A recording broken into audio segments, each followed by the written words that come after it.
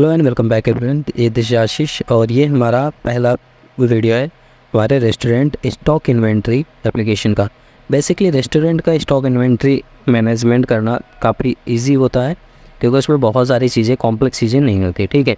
और इस प्रोजेक्ट का डेमो वीडियो मैं पिछले वीडियो में अपलोड कर चुका हूँ, अगर आपने नहीं देखा तो देख लीजिए। अब हम यहाँ पर स्टार्ट करने वाले हैं, एकदम स्क्रैच से एक एक चीज़ बताएंगे, किस किस चीज़ की ज़रूरत होगी वो सारी चीज़ भी बताएंगे। और बस एक चीज़ ध्यान देना, यहाँ पर जितनी भी चीज़ मैं यूज़ करूँगा उसको बहुत ध्यान से वीडियो पॉज करके देखते चलना, अदरवाइज़ आप परेशान हो जाएंगे, ठीक है। और दूसरी चीज़ में जो अननेसेसरी का कुछ अलग से एक्स्ट्रा मैं CSS रखा हूँ वो सारी चीज़ें मैं अपलोड कर दूँगा ड्राइव पे, या तो कोई लिंक बना कर डाल दूँगा, आप वहाँ से डाउनलोड कर सकते हो। सबसे बेस्ट है आप हमारे टेलीग्राम लिंक पे आ जाना, वहाँ पे मैं फाइल दोनों अपलोड कर दूँगा, CSS वीडियो क्वेरी की और कस्टम CSS के और JS के, ठीक है। अब आपको लिंक मिल जाएगा हमारे डिस्क्रिप्शन में वीडियो के, वहाँ से ले लेना आप। चलो चलते हैं। सबसे पहले तो यहाँ पर हम राइट क्लिक करते हैं और राइट क्लिक करके एक फ़ोल्डर क्रिएट कर लेते हैं, रेस्टोरेंट स्टॉक, ठीक है। बेसिकली इसी के अंदर हम वर्क करने वाले हैं। अब इसके अंदर हम ओपन करेंगे CMD लिखने के बाद अब यहाँ पे मैं लिखने वाला हूँ npm इंस्टॉलेशन का कमांड दूंगा।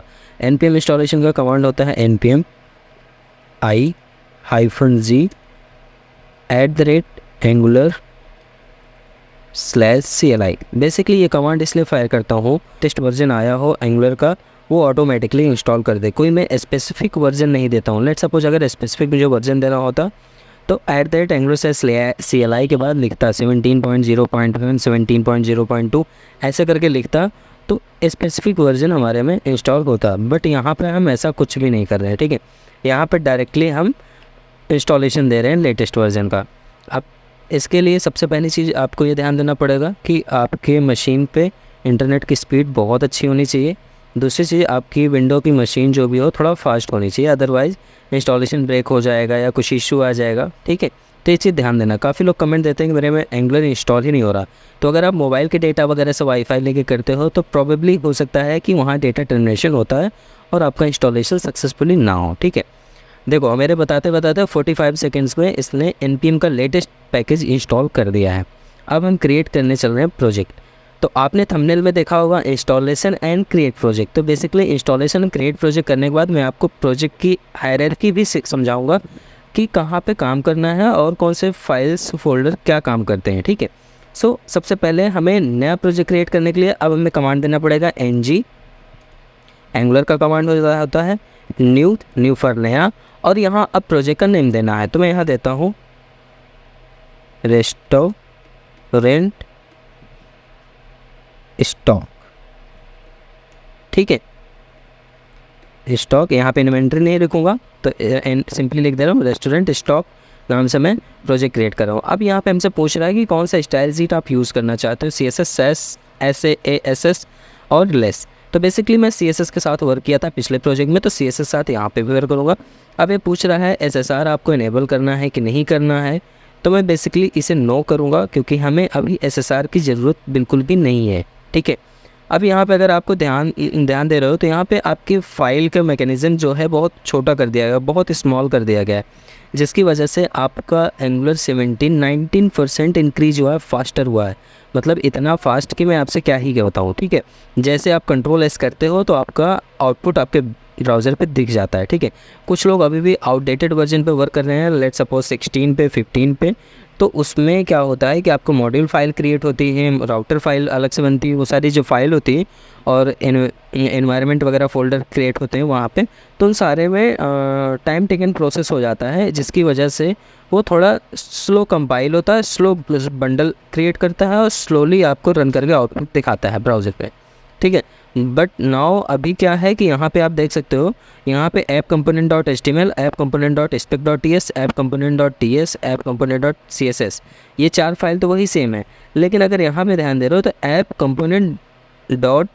app.config.ts और app.routes.ts, ये दोनों फाइल को इतना मिनिमल कर दिया गया है कि इसमें बहुत ज़्यादा कोड रन होने के वो मतलब बहुत कॉम्प्लिसिटी से कोड रन होने के चांसेस बहुत कम हो चुके हैं, जिसकी वजह से बहुत ज़्यादा फास्टर हो चुका है, ठीक है। और यहाँ पर इन्वायरमेंट फ़ोल्डर आपको कहीं नहीं दिख रहा होगा, ठीक है। साथ ही साथ इन सारे जो फाइलें क्रिएट हो रही हैं इनमें भी बहुत ज़्यादा वर्क किए गए हैं, जिसकी वजह से आपका एंगुलर एकदम स्मूथ हो गया है। अब बात कर लेते हैं थोड़ा सा प्रोजेक्ट में जो हम अलग से CSS और JS फाइल डालेंगे। तो मैंने वीडियो की स्टार्ट में बता दिया है कि आप टेलीग्राम लिंक ज्वाइन कर लेना, डिस्क्रिप्शन पे मिल जाएगा, वहाँ पे मैं फ़ाइल अपलोड कर दूँगा। इनफैक्ट मैं आज ही वो फ़ाइल अपलोड कर दूँगा, जो ये वीडियो अपलोड हो रहा है इसी के साथ साथ मैं वो फ़ाइल भी अपलोड कर देता हूँ, ठीक है, जिससे कि आप लोगों को कोई प्रॉब्लम ना हो, आप लोग आराम से उसे इंपोर्ट कर सकें जहाँ पे आपको यूज़ करना है, ठीक है। तो यहाँ पर आप देख रहे हो कि ये जो इंस्टॉलेशन प्रोसेस है थोड़ा सा टाइम टेकन हो जाता है। बेसिकली 1 से 2 मिनट के बीच में ये इंस्टॉल होता है कम्प्लीटली, लेकिन 2 मिनट के पहले ही हो जाता है, ऐसा भी नहीं बहुत ज़्यादा टाइम लेता है, ठीक है। और इसके लिए भी आपके इंटरनेट की स्पीड फास्ट होनी मैंडेटरी है। अगर इंटरनेट स्पीड फास्ट नहीं है, मोबाइल डेटा करते हो, तो मतलब बीच में डेटा ट्रांसमिशन कॉन्फ्लिक्ट होता है, उसकी वजह से आपकी फ़ाइल कंप्लीट इंस्टॉल नहीं होती और बाद में आप कमेंट देते हो कि मेरा एंगुलर 17 इंस्टॉल ही नहीं हो रहा। और कुछ लोग का ये भी मानना है कि इंस्टॉलेशन के टाइम पे मतलब उन्होंने अपना कुछ मतलब डेटा डिस्कनेक्ट कर देते हैं या डेटा ऑटोमेटिकली डिस्कनेक्ट हो जाता है, तो वो सारी चीज़ ध्यान देना अगर आप बिगनर हैं तो, ठीक है। तो अब आप देख सकते हो यहाँ package install successfully initialize get, यहाँ पे हमारा प्रोजेक्ट सक्सेसफुल इंस्टॉल हो चुका है। अब हम प्रोजेक्ट के अंदर एंट्री करेंगे। प्रोजेक्ट के अंदर जाने के लिए आप एक कमांड यूज कर सकते हो, CD मतलब होता है change directory. So I am just using CD space. उसके बाद आप टैब प्रेस करोगे तो आपके फोल्डर का नाम आ जाएगा, रेस्टोरेंट स्टॉक जो भी आपने बनाया, इंटर कर दोगे तो अब आप टर्मिनल में प्रोजेक्ट के अंदर हो एक तरीके से, ठीक है। अब ये हम टाइप करने वाले code space dot, basically code space dot type करते ही ये पूरा फोल्डर हमारे विजुअल स्टूडियो कोड में कंज्यूम करके ओपन करके दे देगा। तो आप देख रहे हो आपके सामने मैं कोड स्पेस डॉट लिखा, ये सारे के सारे फोल्डर लाके दे दिया, ठीक है। और आप यहाँ पे देख सकते हो इतने सारे फोल्डर हम बनाते प्रोजेक्ट बनाए हैं, वो सारी चीज़ के दिखा रहा है, ठीक है। इसको मैं क्लोज़ करता हूँ, इसको भी क्लोज़ कर देता हूँ, ठीक है। ओके नाउ अभी देखो हमारा यहाँ पर आप देख सकते हो बहुत स्मॉल सा फाइल फोल्डर का स्ट्रक्चर दिख रहा है, जो कि एंगुलर 16 में अगर कंपेरिजन करो तो यहाँ पे 3-4 चीज़ों का फ़र्क नज़र आएगा, ठीक है।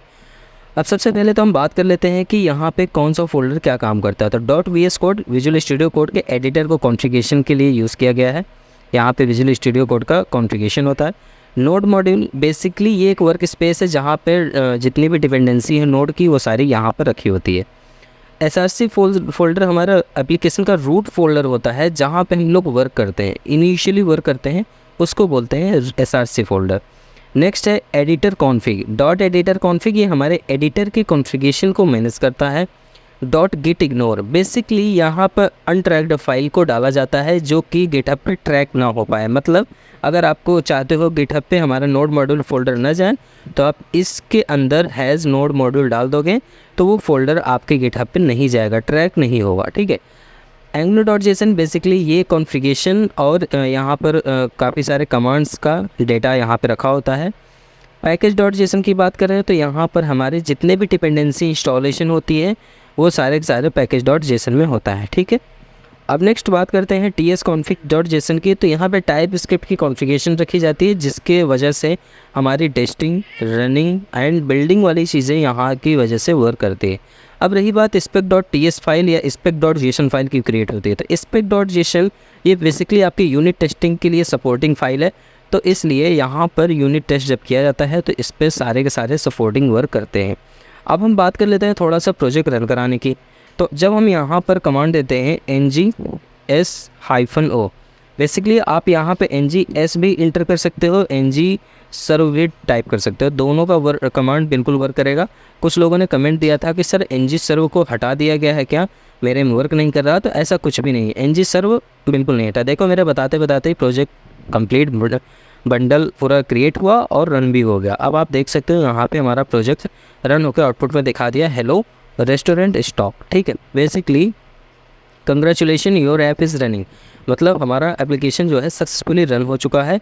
अभी तक यहाँ पे कोई भी एरर नहीं आया, सारी चीज़ें प्रॉपरली वर्क कर रही है एज़ यूजुअल, जैसे कि एक नए प्रोजेक्ट बनाते समय वर्क करना चाहिए, ठीक है। तो अभी यहाँ पे आई होप कि आपको कोई भी दिक्कत नहीं आ रही होगी इतना, मतलब अगर मेरे साथ स्टेप बाय स्टेप चल रहे हो तो अगर आप कुछ एक्स्ट्रा ऑर्डिनरी करने की कोशिश कर रहे हो तो हो सकता है कि आपके साथ प्रॉब्लम क्रिएट हो जाए। तो वो आप हैंडल करना पड़ेगा आपको, ठीक है। मेरे पास इतना टाइम नहीं होता कि फिर मैं स्पेशली आपके प्रोजेक्ट पे वर्क कर सकूँ। अगर आप मेरे प्रोजेक्ट पे कर रहे हो तो जो भी होगा हम उसको सॉल्व कर देंगे एनीडेस्क को लेके, ठीक है।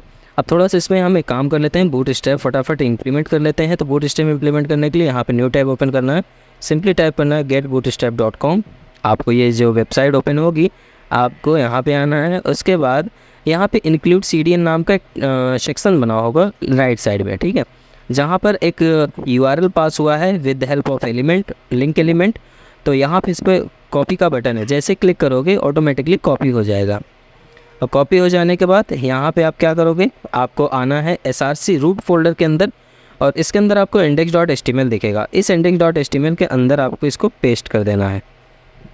मैं Alt Z प्रेस करता हूँ जिसकी वजह से ये थोड़ा सा क्या होगा कि वर्ड रैप हो जाएगा।